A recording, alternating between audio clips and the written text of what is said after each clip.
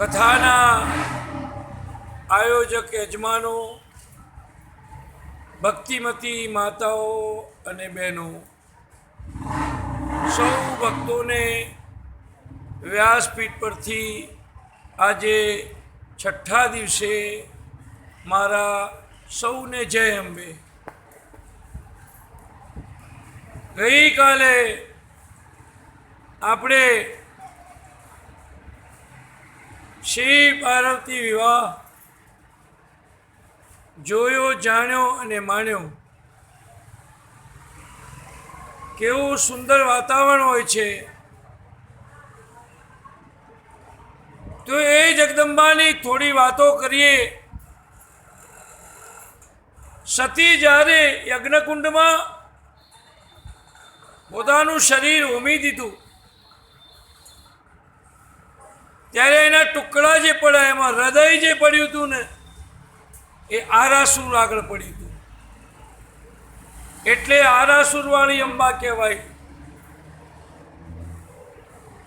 અને આપણે માનું જ્યાં હૃદય પડ્યું છે ને એ જગ્યાએ કથા કરીએ છીએ. જ્યાં અંબાજીની પ્રતિષ્ઠા થાય, પ્રાણ પ્રતિષ્ઠા થાય, ત્યાં માનું હૃદય પડ્યું હોય. અને બધા અંગોમાં હૃદયનું બહુ મહત્વ છે. હાર્ટ એટલે માના હૃદયની વાત કરવાની છે.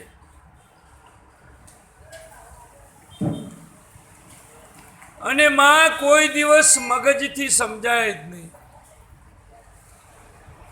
માં હૃદયથી સમજાય. એવું હૃદય બળ આપ માતાજી, માગું તે આપ. એવું શરીર બળ આપ માતાજી, માગું તે આપ. એવું આત્મા બળ આપ માતાજી, માગું તે આપ. માની પાસે પછી વાતો ના કરશું. વાતો તો આખી જિંદગી આપણે ઘેર કરવાની છે. હું તમારે ઘેર વાતો કરવાની છે. નવરોજ માણસ છું. મારી ખાલી 4 કલાકની નોકરી છે. અહીંયા 3.5 કલાકની નોકરી છે. બાકીનો સમય મારી પાસે છે. તમે સાથે હું વાતો કરીશ. એવું હૃદય બળ આપ માં, પ્રેમનું બળ આપ, શરીર બળ આપ, આત્મબળ આપ. એ બધા બળ હોય તો આ થાય. અમે પોતે પણ ઘણી વાર એવું વિચારીએ છીએ કે આ બધું આપણે નીચે હોય તો કંઈ આટલું બધું બોલાતું નથી હોતું. 3 કલાક કથા વાંચવાની હોય તો નીચે કશું થાય જ નહીં. પણ એની કૃપા હોય ને એટલા બધું થાય. ગઈકાલે આપણે શિવ પાર્વતીનો વિવાહ કર્યો છે. હિમાચલની દીકરી બીજા જન્મમાં હિમાચલ અને મેનાને ત્યાં આવી છે. પહેલાં દક્ષના ત્યાં હતી અને અત્યારે હિમાચલ અને મેનાને ત્યાં અવતાર ધારણ કર્યો છે. પરમાત્મા હોય કે દેવી હોય, એને જગતના માટે જ અવતાર ધારણ કરવો પડે છે. નહીંતર એને અવતાર લેવાની જરૂર શું છે? આપણો તો એક જ અવતાર અત્યારે જે ખબર છે, પણ માના 24 અવતાર થયા. 24નો આંકડો જુઓ તમે. પરમાત્મા એમ શબ્દ બોલો. પરમાત્મા એટલે પ એટલે 5, ર એટલે બગડો, મા એટલે 4.5, અડધો ત એટલે 8, અને મા એટલે પાછા 4.5. 24 અક્ષર થયા. દત્તાત્રેય 24 ગુરુ બનાવ્યા હતા. ગીતાબેન દવે, ગેસવાળા. હવે બધા નામ તો યાદ રાખવા જ પડશે ને. હા, બધાના નામ લગભગ યાદ રહી જાય. હું લગભગ માઇન્ડવાળો માણસ છું. અમુક બાબત જે લોકો મને જમાડે પૈસા આપે ને એનું નામ યાદ રાખવાનું. એને જમાડો નથી પણ વહીવટ છે, સેવા. આ તો મજાક કરું છું, પણ બધા સેવા કરે છે. અને કેટલાક વ્યક્તિઓ આનંદી હોય ને યાદ રહી જાય. વળી મગજ છે. ઘણીવાર તો પડોશીને અમે ભૂલી જઈએ છીએ નામ. ઘણીવાર એવું બને છે કે આજુબાજુ ક્યાંક દૂરનું યાદ રહી જાય. મા ભગવતી હૃદય પ્રધાન છે. ટૂંકમાં કહીએ, એને જેવું હૃદય આપ્યું છે એ રીતે આપણે જીવવાનું છે. હિમાચલ પોતાની દીકરીને વિદાય આપે છે. વિદાય બહુ વસમી છે. દીકરીને એમ કહેવાય છે કે બાપ સાસરે વળાવતો હોય ને ત્યારે 40 વર્ષનો બાપ હોય ત્યારે 60 વર્ષનો થઈ જાય. દીકરીનો બાપ 40 વર્ષનો હોય પણ જ્યારે પોતાની દીકરીને વળાવે ને ત્યારે 60 વર્ષનો થઈ જાય છે. કેટલો તમને આનંદ હતો ગઈકાલે. બધાને એ પ્રસંગ બધાને ગમે છે. અને ભગવાનને પરણાવવાનો, શિવ અને પાર્વતીને પરણાવવાનો જો લાવો હોય ને એ તો બહુ જુદો જ છે. હિમાચલ દીકરીને શિખામણ આપે છે, બેટી આ સંસારમાં તારા પતિના પગલે પગલે ચાલજે. હવે તું પરાયા ઘરમાં જાય છે. 40 વર્ષનો બાપ 60 વર્ષનો થઈ જાય છે જ્યારે દીકરીને સાસરે વળાવે છે. આંખો લૂછી લે બેની આજ ના રોવાય, દીકરી તો પારકી થાપણ કહેવાય. દીકરીને ગાય દોરે ત્યાં જાય, દીકરી તો પારકી થાપણ કહેવાય. દીકરી વાલનો દરિયો છે. હું તો એટલે સુધી કહું છું કે જેને દીકરી નથી આપીને એ કમભાગી છે. ખરેખર મારી આટલી 63 વર્ષમાં હું જ્યાં જ્યાં ફર્યો, નાનપણથી જોયું તો મા બાપની વધારેમાં વધારે કાળજી રાખનારું જો કોઈ પાત્ર હોય તો દીકરી જ છે. મારી પોતાની વાત કરું, મારા નાના ભાઈની બેબી બે આવેલી મારા આશ્રમમાં મને મળવા કે બાપા આવી એકલા રહો, અમે લઈ જઈએ તમને. નહીં બેટા નહીં અવાય. બહાર એને હું મૂકવા ગયો દરવાજાને બહાર. હું તો બહુ કઠણ મગજ, મારે કરવું જ પડે. હું સંન્યાસી છું, હું કથામાં રડું પણ એમ ના રડું. હું પછી રડી ગઈ. બેટા હું તો સુખી જ છું, કારણ કે દીકરી છે, બ્લડ છે, લોહી છે. હાડ હશે ને લોહી તપે તમારું. ગામડાઓમાં તો કોકની દીકરી સાસરે જાય ત્યારે પેલો ટકો આપવા જાય. હજુ રિવાજ હશે બાવડામાં પણ. અને 3-4 આણા જાય ને તોય જાય ને હારે જાય ને આ પિયરમાં 2 દાડા આવી હોય જાય તો બધા મૂકવા જાય. કેટલો એ પ્રેમ હતો ગામડાઓનો. એ દ્રશ્ય આજે જોવા નથી મળતા.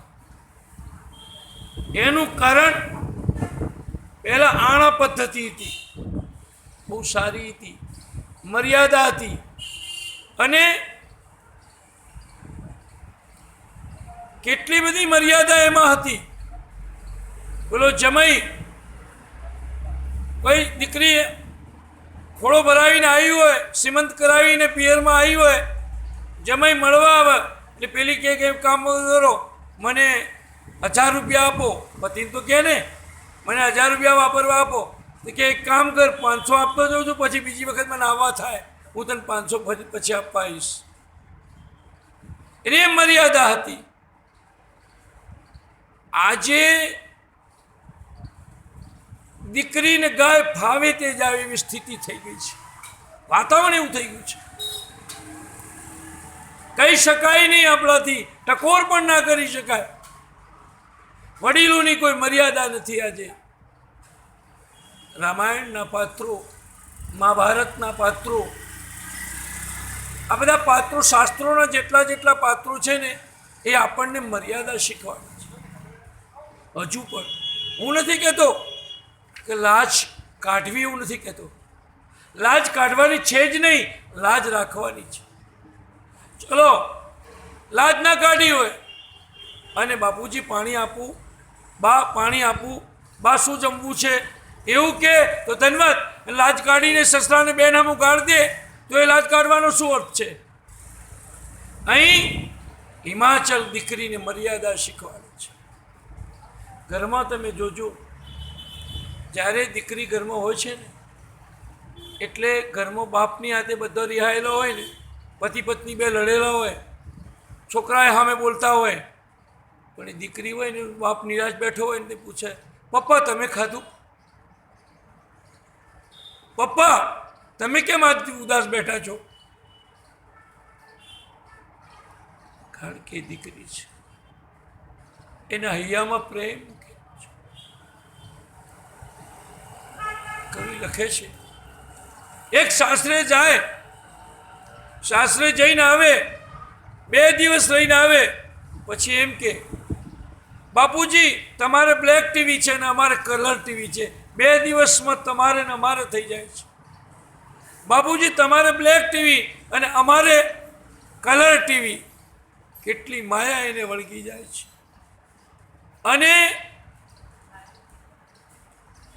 બાપની વધારેમાં વધારે કાળજી રાખનારી પાત્ર દીકરી છે. હિમાચલ પણ રડ્યા છે, સાસે વળાવતા જનક પણ પોતાની દીકરીને વળાવતી વખતે રડ્યા છે. આ દેશનો કણવ ઋષિ પણ દીકરીને સાસરે વળાવતી વખતે રડ્યો છે. વાલ્મીકીના આશ્રમમાં સીતાએ પુત્રને જન્મ આપ્યા, વાલ્મીકી પણ વિદાય આપતી વખતે દીકરીને વિદાય આપતી વખતે રડ્યા છે. તો અમે તો શું છીએ? જે માણસ, મારા બાપુજી મને કહે મારે 5 બહેનો હતી, એક બહેનનો જન્મ થાય મારા બાપુજી જલેબી વેચે, બીજીનો 5 બહેનોમાં જલેબી, મારા વખત કંઈ નહીં વેચેલું. કે તો તમારું ઠેકાણું શું? કે મને ઘણી વાર કે મારી દીકરીઓ મારી કાળજી રાખે, મારી બહેનોનો વાંક હોય ને, અમે લડીએ નાના તો લડીએ, અને બહેનોનો વાંક હોય તો કે મારી દીકરીઓ તમને રડવાય નહીં આવે, તમે મરી જશો તો આવશે નહીં, પણ તમે મારી દીકરીઓને બોલવાનું નહીં. વાંક એનો હોય, અમને મારી ગઈ હોય તો પણ એમ કે આજે હું મારી બહેનોને વધારે પ્રેમ કરી શકું છું, પણ મારા હાથ સંન્યાસથી બંધાયેલા છે એટલે હું તમને બધાને પ્રેમ કરું છું. ભક્તો છો એટલે તમે મારા કથાના પાત્રો છો, તમે બધા ઋષિ સ્વરૂપા, એક રાધા સ્વરૂપા, જગદંબા સ્વરૂપા આત્માઓ છો. પુરુષ હોય સ્ત્રી હોય બધા જ રાધાનું રૂપ છે, એ જગદંબાનું રૂપ છે. એટલે જનક જેવા જનકને પણ રડવું પડ્યું, હિમાચલ પણ રડ્યા છે. દીકરી જ્યારે સાસરે જાય, જઈને આવે ત્યારે કવિ લખે છે, બેઠી ખાટે, બળવંતરાય ઠાકોર સોનેટ કાવ્યમાં લખે છે, બેઠી ખાટે ફરી વળી બધે. સાસરે જઈને આવે ને પછી પિયરમાં બધા ફરી વળે, ભાભીએ કંઈ આઘું પાછું કર્યું નથી ને. બેઠી ખાટે ફરી વળી બધે, મેળીઓ ઓરડામાં, બધા ફરી વળે. દીઠા હે તે પછી એની બેનપણીઓને સારી લાગે, આ અમારી ડાળે બેસતી હતી, આ વડલા આગળ બેસતી હતી, આ અંબાજી હું દર્શન કરવા આવતી હતી, પેલા ઘરના આગળ થઈને હું નીકળતી હતી, પેલી બાજુ ત્રિમૂર્તિ હોસ્પિટલ આગળથી હું નીકળતી હતી, આ બાજુ ડૉક્ટર સાગરના હોસ્પિટલ આગળથી નીકળતી હતી. એને બધા સ્મરણો તાજા થઈ જાય. જૂના સ્થાનો સજીવન થયા, સાંભળી કંઠ જૂના, આચારો કઈ વિવિધ ઢબના, નેત્ર ઠારે સૌના. ભાંડુ નાના શિશુ સમયના, ભાવના સોબતીઓ, જ્યાં ત્યાં આવી વય બદલી, સંતાએ જાણે પરિયો. એને બધું જ નવું લાગે છે. એટલે આપણે ત્યાં દીકરીને સાસરે મોડાવતી વખતે એને સંસ્કાર આપવામાં આવે છે, ઘરની રીત શીખવાડવામાં આવે છે. અને એક વાત મેરે ભાઈ બહેન ધ્યાન રાખજો, કોઈ પણ સ્ત્રી હશે, જ્યાં મારો અવાજ પહોંચે છે ત્યાં શાસ્ત્રના બળથી વાતો કરું છું.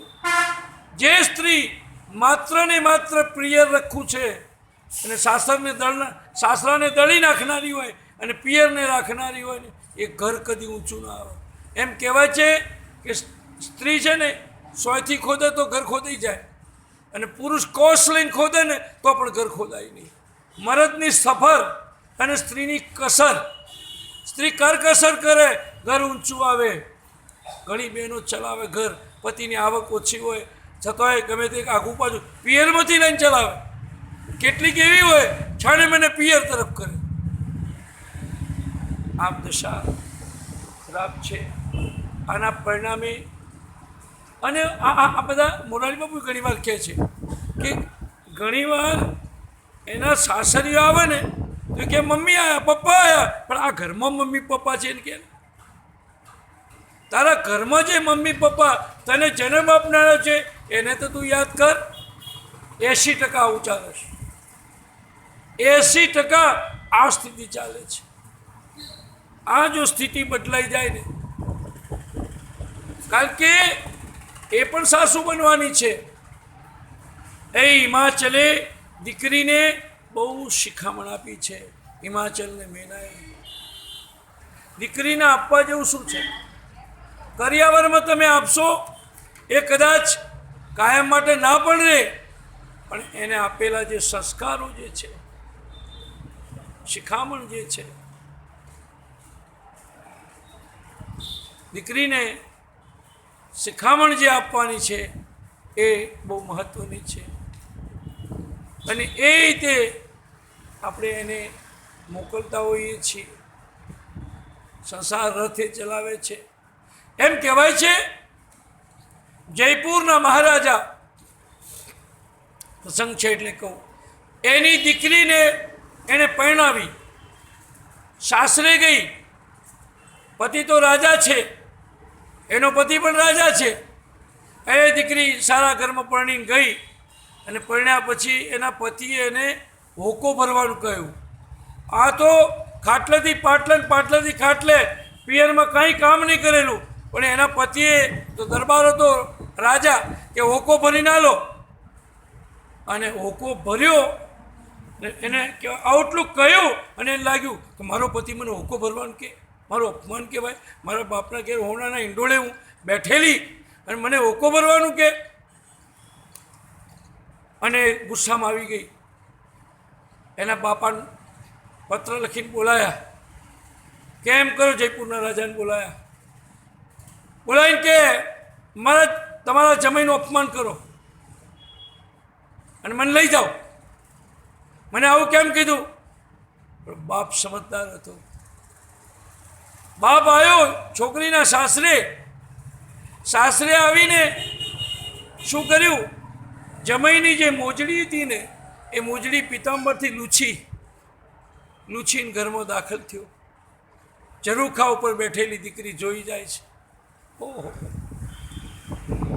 આટલું બધો વિવેક મારા બાપનો! મારો બાપ જેને પગ ધોઈને આપે, જમાઈના પગ ધો એટલા પગ ધોવામાં આવે છે. કન્યાદાન કરીએ એટલે પગ, જમાઈના પગ ધોઈએ છીએ. હારો હોય તો જમાઈ, નહીં તો જમ. આમ તો 10મો ગ્રહ કીધો છે. જમાઈ જો સારો મળી જાય તો બહુ સારું, એ કાળજી રાખે. પણ મોટા ભાગે એવું, બહુ મોટા ભાગે 90% છોકરી જમાઈ સારા જ હોય છે. 90% હમણાંથી મેં કાઢવાનું ચાલુ કરીશ. કારણ કે મેં બહુ આખું લખું છું, તો લેખો લખું છું, પેપરોમાં લખ્યા છે મેં. સંસાર સાગર, દાંપત્ય ગાથા, લગ્ન જીવન વિશે ઘણા મેં લેખો લખ્યા છે. થાકીને બંધ કર્યું, કથામાં કહેવા દઉં. કહેવાનો અર્થ એ છે કે લગ્ન એક સાગર છે. એ સાગરને તરતા શીખવાડવાનું છે. એટલે આપણે એને કહીએ છીએ કે ભાઈ ગુલાબનો ગોટો, એ ગીત કહીએ છીએ. ગુલાબનો ગોટો તમને સોંપ્યો વરરાજા, એને કદી ના કરમાવા દેશો વરરાજા. એટલે આ ભગવાને આપણના શરીર ગુલાબના ગોટા જેવું મૂક્યું છે. એને કરમાવા દેવા નથી, એને સાચવીને ભજન કરવાનું છે.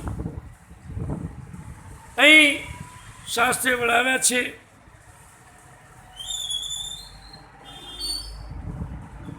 એનું જે તેજ છે ને ચૈત્ર સુદ નોમના દિવસે પ્રગટ થયું છે.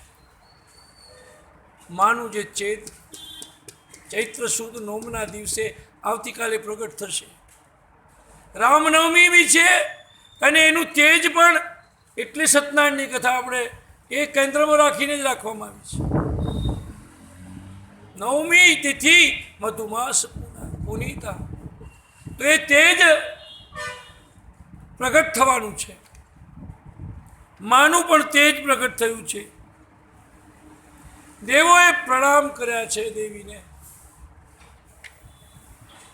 મેં આજે પણ કેટલીક ધાર્મિક માતાઓ છે એમને જોઈ છે તો આપણને એમ થઈ જાય કે ખરેખર જગદંબાનું સ્વરૂપ છે.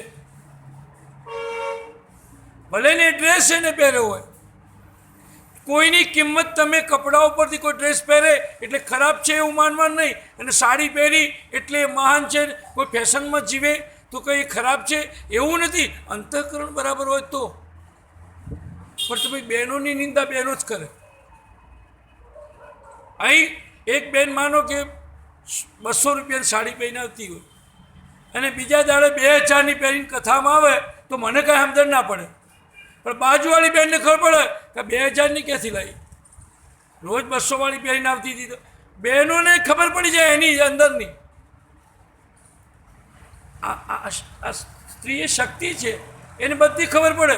અમને પોતાને ખબર છે, ગાડી મોટરમાં ગમે ત્યાં ફરતા હોય છે, મહારાજ કયા ગામના, શાની કથા કરો છો, કેટલી ઉંમર થઈ ગઈ, કેટલા પૈસા મળે તમને, તમે સંસારમાં કોણ કોણ છે તમારું, બધું પૂછી લે. પછી અમે આપણે એને કહીએ. પછી છેલ્લે વળી એમ કે સારું ઠપકારે રાખો કે પાંકે રાખો, પણ પૂછે. અને એ મને ખબર છે, હું ટ્રેનમાં મુસાફરી કરું ને એટલે મારો વેશ બધો જોઈ અને બહેનો નાસ્તો, હું નાસ્તો લઈને નીકળ્યો હોઉં, મારા હરિદ્વાર કેમ જવું હોય તો બહેનો કે ઉભર મહારાજ અમે આવીશ તમને, અને અમારું ટિફિન એમ પડ્યું રહે, અને થેપલા લાવી હોય અમે સાદું બનાવીને ગયા હોય પણ એ આપે, એકલી ખાઈ નહીં. દરેક ગામમાં ઘરમાં એક અન્નપૂર્ણા રહેતી હોય છે. એ તેજ છે, તેજમાં તત્વ છે. એટલે માનું તેજ ચૈત્ર સુદમાં પ્રગટ્યું છે. બધા દેવો વંદન કરે છે, કે છે હે જગદંબા તમે સર્વજ્ઞ છો, બધાને જાણનારા છો, બધે વ્યાપેલા છે, કઈ જગ્યાએ નથી. બ્રહ્માંડમાં અણુ અણુમય વાસ તારો, શક્તિ ન માપ ગણવા ગણિત માપો, મમ પાહી ઓમ ભગવતી ભવ દુઃખ કાપો. પ્રાર્થના આપણા રૂમમાં પ્રાર્થના બેસીને કરવી જ જોઈએ. પ્રાર્થના ના થાય તો સ્મરણ કરો, સ્મરણ ના થાય તો ધ્યાન કરો, એ ન થાય તો રૂમ બંધ કરીને ખાલી આમ એના સ્વરૂપને યાદ કરો. 1-10 મિનિટ સૂતી વખતે અને એક સવારમાં ઉઠતાની સાથે પથારીમાંથી પગ મૂકતા પહેલાં સ્મરણ કરો. કોઈ દેવ દેવી, એવું નહીં કે ભાઈ દેવી કે કોઈ પણ દેવ દેવીને યાદ કરો. રામને યાદ કરો, સીતારામ બોલો એટલે સીતારામ બંને આવી જશે. એને યાદ કરો, શાંતિ મળશે. હાય હાય કરતાં ક્યારેય ઉઠવું નહીં, હાય હાય કરતાં કદી ઊંઘવું નહીં. એટલે શાંતિ નથી લોકોને. મેં ડાકુ પંચમસિંહ આવ્યો હતો, અત્યારે બ્રહ્માકુમારીમાં ભળી ગયો છે. ડાકુ પંચમસિંહ એનું ભાષણ હતું 1983માં સિદ્ધપુરમાં. એનું ભાષણ હતું અને સાધુ બની ગયો છે. પછી એનું ભાષણ હું પણ ગયો હતો સાંભળવા માટે. એ વખતે હું સાધુ નહીં બનેલો, હું 87માં બન્યો. એ વખતે હું એ આગળ બેસી, મને આવું સાંભળવાનો શોખ. પછી એ બોલ્યો કે હું દિવસમાં 10 લાખની લૂંટ કરતો હતો, મારી પાસે 200 મશીન ગનો હતી, અને હું 10 લાખની લૂંટ ચલાવતો હતો. ને જ્યારે યજ્ઞ કરું તો આંગળીનો ટચુરો કાપીને લોહી કાઢી અને એમાં લોહી નાખતો હતો. અને કોઈ ખરાબ માણસ હોય, બેન બેટીની ઇજ્જત લૂંટે તો એને ઊંધા માથે લટકાવી એને હળગાઈ નાખતો હતો. આવો ડાકુ માણસ. જ્યારે એને પોલીસે પકડવા માટે, સરકારે એને પકડવા માટે તો ઇનામ જાહેર કરેલું, છતાંય પકડાયેલો નહીં. પણ પછી એને એમ થયું કે મને આમાં શાંતિ નથી મળતી, એટલે સરકારના પોલીસના શરણે ગયો અને પકડાઈ ગયો અને સમર્પિત થઈ ગયો. એમાંથી સંત બન્યો. રાષ્ટ્રપતિ એના ગુના માફ કર્યા અને એ સંત બની ગયો. અને એ બોલ્યો કે અત્યારે પણ જો હું અવાજ કરું તો આમાં બધા પોલીસો ભાગવા માંડે. હાલ ખાલી હું એક અવાજ કરું તો પણ કે મારા હાથ ધર્મથી બંધાયેલા છે. કોઈ પણ ધર્મમાં છે, ધર્મ આપણને શિસ્ત શીખવાડે છે, મર્યાદામાં શીખવાડે છે. રામાયણના ઉત્તરકાંડમાં તમે નજર કરો તો સંતના લક્ષણ બતાવ્યા છે, ધ્રુજી જઈએ એટલો. ગીતાના બીજા અધ્યાયમાં સ્થિત પ્રજ્ઞના લક્ષણ બતાવ્યા છે, ધ્રુજી જઈએ એટલા. એમાંના એક પણ આપણે એમાંનું એક આવી જાય તો કાપી છે. આ બાજુ છે ના છે, આમાં મીઠું છે, આમાં લીંબુવાળું છે. બે મૂકો મૂકો. બહુ સરસ છે. કહેવાનો અર્થ એ છે કે માણસ શાંતિ ઝંખે છે. આખરે માણસને સુખ છે ગમે એટલું, પણ શાંતિ નથી. કોઈનો બંગલો જોઈને એમ માનવાનું નહીં કે બંગલામાં એને બધું સુખ હોય. ક્યારેક ઝૂંપડાવાળો આનંદ માણતો હોય. હું ઘણા ઝૂંપડામાં જાઉં ને, પતિ પત્ની બે વેચીને ખાતો હોય, ભેગો ખાઈને બેઠા હોય. અને કેટલી જગ્યાએ બંગલામાં જાઉં ને તો કે ખાઈ લો, મેલેલું સાઈડ લઈ લો, હાથે લઈ લો.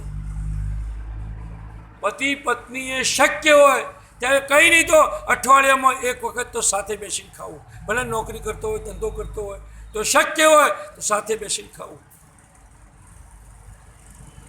મારે એક ઓળખીતા મેં વાત સાંભળી છે કોઈ સંતના પાસે કે એનો પતિ છે ને નોકરી જાય, ધંધા ઉપર જાય, એટલે મોટરો રિપેરિંગ, ખેતરોમાં પાણીની મોટરો હોય ને એ રિપેરિંગ કરવાનું કામ કરતો હતો. અને રિપેરિંગ કામ કરે એટલે રાતે જવાનું થાય, મોડો વહેલો આવે ને ગમે ત્યારે ખાઈ લે. એટલે એની પત્ની ખાય નહીં, એ ન આવે ત્યાં સુધી. વાત સમજવા જેવી એ છે. એટલે મારા જેવાએ કહ્યું કે ભાઈ તું ખાઈ લે ને, એ તો ગમે ત્યારે મોડો વહેલો આવે તો તું ક્યાં સુધી ભૂખી રહે? તો કે હું ભૂખી રહું ને એટલી એને ખબર પડે કે મારી પત્ની ભૂખી છે, એટલે ગમે ત્યાંથી રખડતો 12 વાગે આવે ને ગમે તો પડે એટલે બગડી જાય. કે એટલે કે હું ભૂખી રહું ને એટલે એની ચિંતા થાય. એટલે સ્ત્રી છે ને ખીલોશ, ગમે ત્યાંથી રખડેલો માણસ ખીલા એનું ભોરે. જે સ્ત્રી વગરનો માણસ છે ને એને ખીલો જ નથી, એ ખીલે આવીને ભોરે. એટલે પછી મેં કીધું, એ વાતમાં મારી વાત થઈ તો મેં કીધું એના ભાગનું કાઢીને ધરાવી દેતો. કે તોય નહીં, પણ કે તો એમ કે ભાતે કે હું એવા ને એવા રહેવા દઉં કે હલાઈને ખાવું તો પાછા ઠંડા થઈ જાય, ગરમ ગરમ અમે ખાઈએ 2 જણા વેચી. કોઈ અને બુઢાપામાં તો ખાસ ડોસો ડોસીને પ્રેમ કરે, એને ખવડાવે ને એ સારું છે. મારા બાપુજી કહેતા કે હું ને એવું તો તાર બાને દુખાલશો તમે.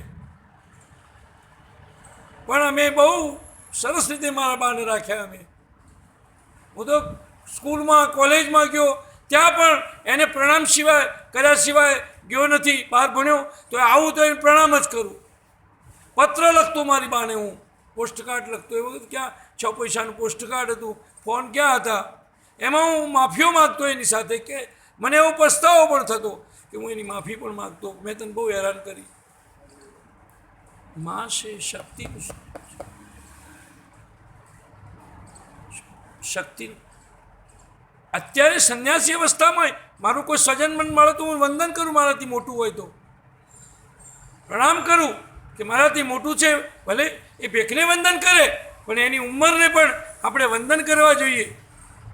કોઈ માજી હોય, કેમ છો માજી, એને ડોશી કહીએ એ કરતાં બહેનજી કેમ છો, તો બોલે પ્રિય બોલવું સજનતા દાતારી સુરપંથ એતા અભ્યાસે ના મિલે બિના કૃપા ભગવંત. પ્રિય બોલવાની કોઈ કોલેજ નથી હોતી કે કોલેજમાં જઈએ તો પ્રિય બોલતા શીખાય. પ્રિય બોલવું સજનતા અંદરથી આવે છે, આપણા સંસ્કારોમાંથી આવે છે. દાતારી અંદરથી આવે છે. પ્રિય બોલવું સજનતા દાતારી સુરપંથ, સુરવીરતા પણ અંદરથી આવે છે, ભીતરમાંથી આવે છે. એતા અભ્યાસે ના મિલે, આટલું બધું અભ્યાસ કરવાથી ન મળે.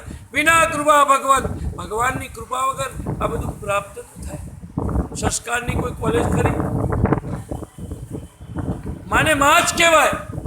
એ બાપાની પત્ની છે પણ એને માં જ કહેવાય. શબ્દની બહુ મોટી કિંમત છે.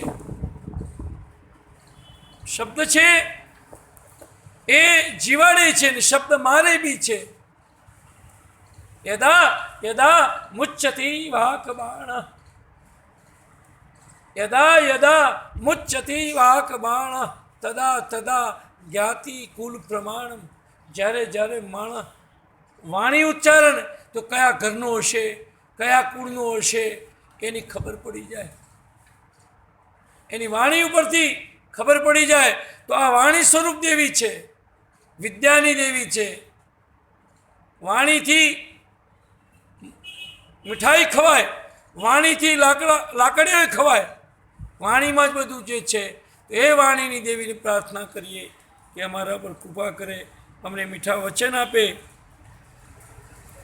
હિમાલયમાં ગૌરી તરીકે વ્યાપ્યા હતા અને એ ગૌરી શંભુ જેવા વરને પામે છે.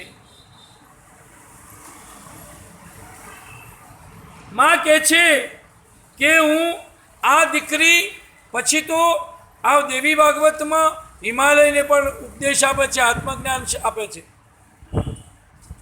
હિમાલયને પણ આત્મજ્ઞાનની રામાયણમાં કથા નથી, પણ અહીંયા શિવપુરાણમાં પણ આટલી કથા નથી, પણ એને આત્મજ્ઞાન, પિતાને આત્મજ્ઞાન આપે છે. અને આપણા શાસ્ત્રોમાં છે. આપણા શાસ્ત્રોમાં કપિલ મુનિએ માતા દેવહૂતિને જ્ઞાન આપ્યું છે. સિદ્ધપુરમાં બિંદુ સરોવર ભાગવતમાં એની કથા વિસ્તારપૂર્વક બતાવી છે. તો કપિલ મુનિ એ માતા દેવહૂતિને જ્ઞાન આપ્યું છે.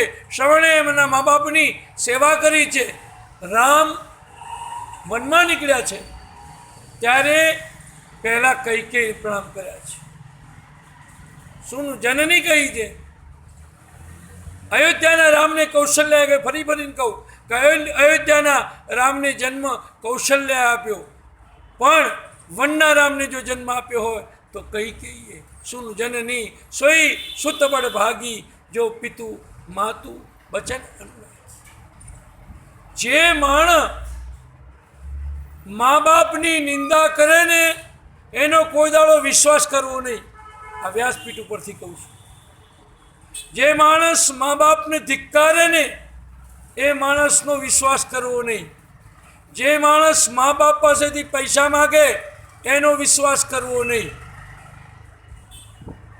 અને જે દીકરી મા બાપની સેવા કરે ને એનો આંખો મીચીને વિશ્વાસ કરી લેવો. કેમ્પ ઉપર કોરા કાગળ ઉપર એને સહી આપી દેવી, કોઈ દાડ દગો નહીં કરે. અનુભવના બધું શાસ્ત્રમાં ના લખ્યું હોય. બહુ અનુભવ. અમારા સંન્યાસમાં ફરવાનું બહુ પહેલાં હોય, જમાની ફરી લો. અમારે એવું કહેવત છે સાધુમાં, ઘૂમેશો સૂરા, ઘૂમેશો સૂરા, બેઠેશો પૂરા. પહેલાં જવાની ફરી લો, આખું પાવડા જોઈ લો, બધા નામ યાદ કરી લો, બેઠે જો. કાલ મને રાતે શું વિચાર આવ્યો કહું? એક સરસ વિચાર આવ્યો. આજ ભગવાન જો મને આજની તારીખે પસંદ થાય અને એમ કે હું હવે તારો જીવ લેવા આવ્યો છું જમરાજા, એમ કે તો હું એમ જ કહું કે મારો દેહ બાવળામાં પડી જાય. સાચી વાત. અને બીજો વિચાર એવો બી આવ્યો, મારે કહેવું જોઈએ વ્યાસપીઠમાંથી. બીજો વિચાર આવ્યો કે મને એવી ખબર પડી જાય હું આવતીકાલે મરવાનું છું, તેને આગલા દાડું બાવળામાં આવી જઉં. બોલો, સંત આશ્રમમાં ઉતરું. આવા વિચાર આવ્યા મને. એવું તો વિચાર હું ન દબાવી દઉં તો માનો મેં ગુનો કર્યો કહેવાય. આ વખાણ નથી કરતો, આ વખાણ નથી. હું 2 વર્ષ સુધી બેસી રહું તોય મને રોટલા મળે એમ છે. બેઠે બેઠે તમારા જેવી માતાઓ બહેનો અનાજ આપી જાય એમ છે. શેર અન્નના કારણે કોટી બાધા કરમ, મળ્યો પણ માણ્યો નહીં મનુષ્ય દેહનો મરમ.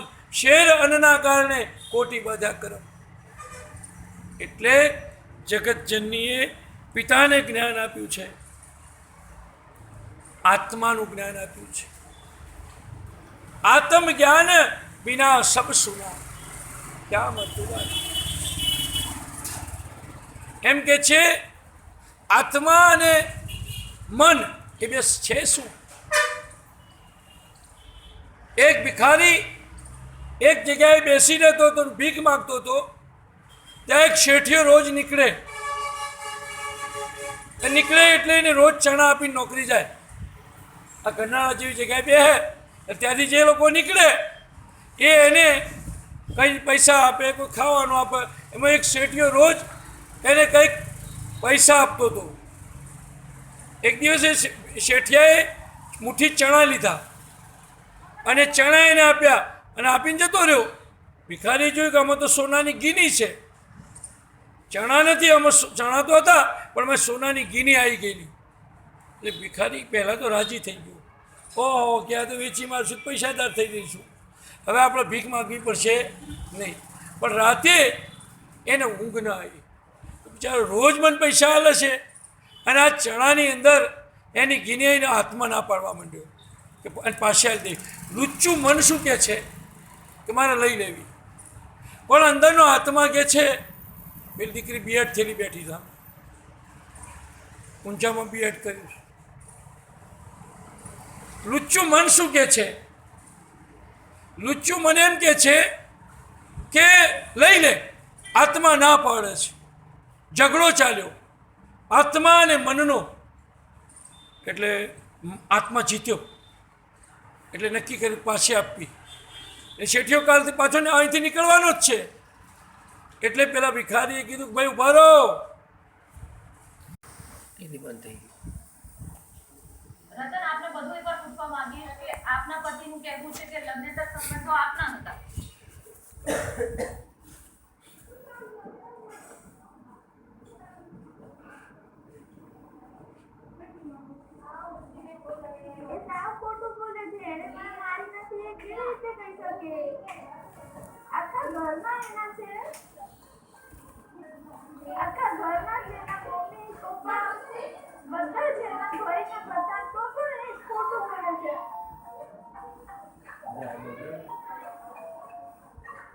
હાર્દિક, શું કહેશો આ અંગે? તમે કહેવું છે કે આપ ખોટું બોલી છે.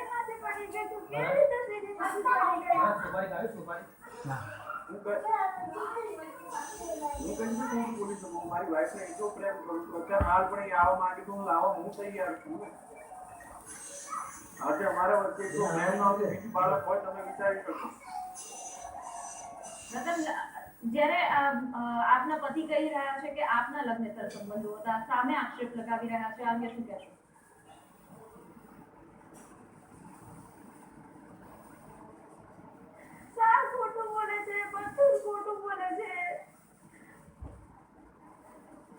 હાર્દિક, રતનબેનનું કહેવું છે કે આપે બીજા લગ્ન કરી લીધા છે, તેમની પાસે મેરેજ સર્ટિફિકેટ જોયા પછી આ માહિતી આવી, આ અંગે શું કહેશો? એનું પતિ પત્નીનું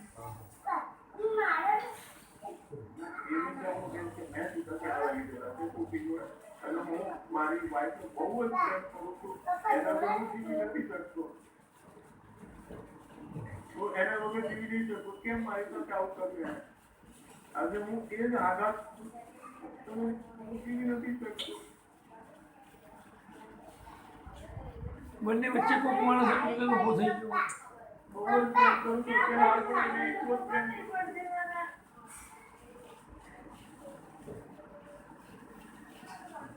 હાલ પણ એટલો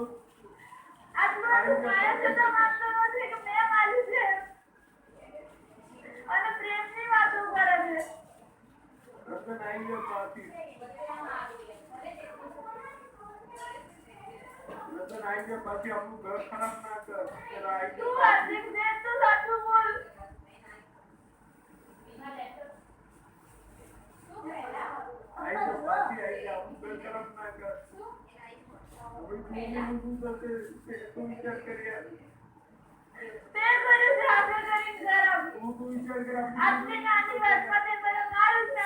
કોને હાથું કેવું ખબર નહીં પડતી નહીં. મેં ક્યાં મારી રચનાઓ કઈ જગ્યાએ તો મારી તને તારે લગ્ન પહેલા સંબંધ હતા નતા પ્રધાન થોડું પોતાનો છોકરો નથી એની તો તારા સંબંધ નતા તારા.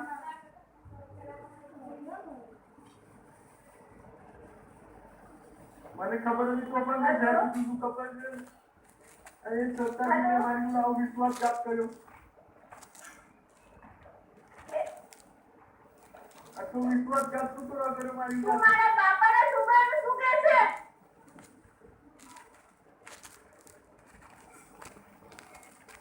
આવો વિશ્વાસઘાત શું કરવા કર્યો છે મારી સાથે?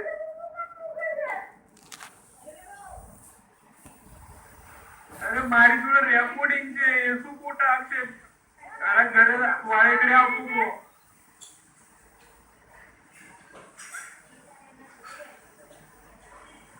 આવું તું કરો કરે આઈ તો પાછી તું કરો તું વાતો કરીને જિંદગી ખરાબ કરે તો આપણે બી નહીં તું વાળે કરીને તું કરો આપણી જિંદગી ખરાબ કરે છે આઈ જા પાછી નહીં ચાલતું કરાવે તું આઈ જાય પણ મારેલું છે કોઈ એને મારે છે અરે હું તરફ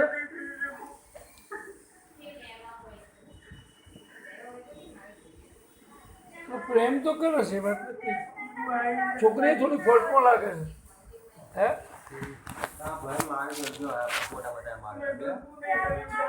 બહેરી બાજરી તારા માટે ત્યાં આવ્યો ગાંધીનગર તારા માટે આવ્યો કોના માટે આવ્યો મેં મારી વોટ તો તારો વિશ્વાસ કરી હું આવત મેં તને આવી તો મારી તો હું તારો વિશ્વાસ કરે આવી તો વિશ્વાસ કરીને તારે ત્યાં આવત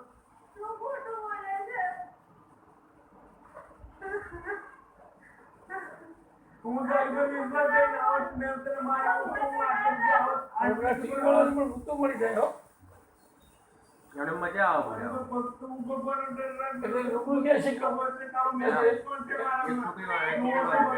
બોલાયો બેન બોલાયો ના બે લાવ્યો કાંઈ એક જ જોઈ ના એક છોકરાઓને ગયા ગયા અને એક છોકરાઓને દોવા ગયા આ બેના પૂરા સાઈડમાં આવ્યા તે લેકડી કરી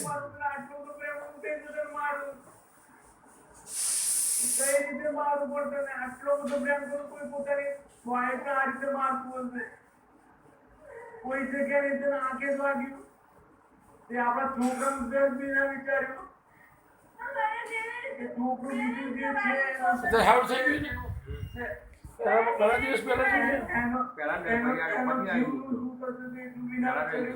ઘણો ટાઈમ પહેલા થઈ ગયો એટલે મહિના ઉપરથી ગયા પણ નહીં તને કઈ રીતે જીવ ચાલ્યો તને એક કરતા તારો જીવ ચાલી રીતે ચાલે એમ એની છોકરીને તું એક બાજુ કે તું બહુ જ પ્રેમ કરું તમને બહુ પ્રેમ કરું અને તને કઈ જાતનો જીવ ચાલ્યો તને ક્યાં વાગ્યું તું દીકરું દીકરા બોલે છે તું આરામ કરવાની તું મને ફોટોગ્રાફી તો હું તારા માટે આવી તો આવો તો તને લેવા તું કરવા આવો આ માતાજી મને તને તું કરવા લેવા આવો તને સીડીમાંથી તો પડી ગઈ તું એટલા માટે તને થોડું આવું તું કરવા